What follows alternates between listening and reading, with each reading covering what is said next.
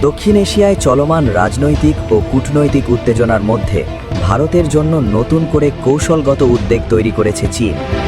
যুক্তরাষ্ট্রের কংগ্রেসে সম্প্রতি জমা দেওয়া একটি বার্ষিক প্রতিবেদনে দাবি করা হয়েছে, চীন ভারতের অরুণাচল প্রদেশকে নিজেদের ভূখণ্ডের অংশ হিসেবে অন্তর্ভুক্ত করার লক্ষ্য নিয়ে কাজ করছে। প্রতিবেদনে বলা হয়েছে, বেইজিং অরুণাচলকে তাইওয়ানের মতোই নিজেদের দাবি করা অঞ্চল হিসেবে বিবেচনা করছে, যা ভারতের জন্য নতুন কৌশলগত চ্যালেঞ্জ হিসেবে দেখা হচ্ছে। প্রতিবেদন অনুযায়ী চীনের দীর্ঘমেয়াদী লক্ষ্য 2049 সালের মধ্যে তথাকথিত চীনা জাতির মহান পুনর্জাগরণ অর্জন। এই লক্ষ্য বাস্তবায়নের অংশ হিসেবে চীন শুধু অরুণাচল নয়, তাইওয়ান এবং দক্ষিণ চীন সাগরের বিস্তীর্ণ অংশের ওপর পূর্ণ নিয়ন্ত্রণ প্রতিষ্ঠা করতে চায়। এসব অঞ্চলকে নিজেদের অংশ হিসেবে প্রতিষ্ঠা করতে সামরিক, কূটনৈতিক ও অর্থনৈতিক সব ধরনের সক্ষমতা ব্যবহারের পরিকল্পনার কথা প্রতিবেদনে উল্লেখ করা হয়েছে। প্রতিবেদনে আরও বলা হয়েছে, এই লক্ষ্য অর্জনে চীন একটি শক্তিশালী ও আধুনিক সেনাবাহিনী গড়ে তুলতে কাজ করছে, যা যে কোনো অভিযানে দ্রুত ও কার্যকরভাবে জয় অর্জনে সক্ষম হবে। একই সঙ্গে এই বাহিনী চীনের ভৌগোলিক অখণ্ডতা, নিরাপত্তা এবং উন্নয়নমূলক স্বার্থ রক্ষায় গুরুত্বপূর্ণ ভূমিকা পালন করবে বলে উল্লেখ করা হয়েছে।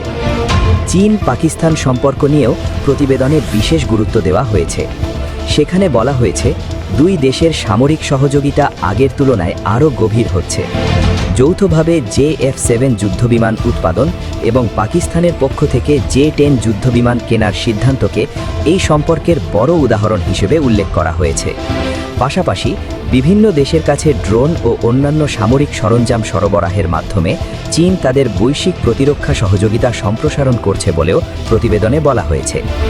গোপনীয় এই প্রতিবেদনে আরও উল্লেখ করা হয়েছে, প্রায় $3 বিলিয়ন পাকিস্তানের কাছে RT-1 শ্রেণীর সাবমেরিন বিক্রির বিষয়টি আলোচনায় রয়েছে।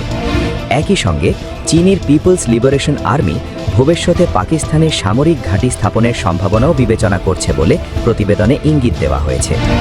বিশ্লেষকদের মতে, এসব সামরিক ও ভূ-রাজনৈতিক পরিকল্পনা দক্ষিণ এশিয়া ও ভারত মহাসাগরীয় অঞ্চলে চীনের প্রভাব বাড়ানোর কৌশলের অংশ। এই প্রেক্ষাপটে ভারত একদিকে বাংলাদেশ ও পাকিস্তানের সঙ্গে সম্পর্কের টানাপড়েন মোকাবেলা করছে, অন্যদিকে চীনের ক্রমবর্ধমান চাপ দিল্লির নিরাপত্তা হিসাবকে আরও জটিল করে তুলছে। ফলে ভারতের পক্ষ থেকে সীমান্ত নজরদারি ও নিরাপত্তা তৎপরতা জোরদারের উদ্যোগ নেওয়া হয়েছে।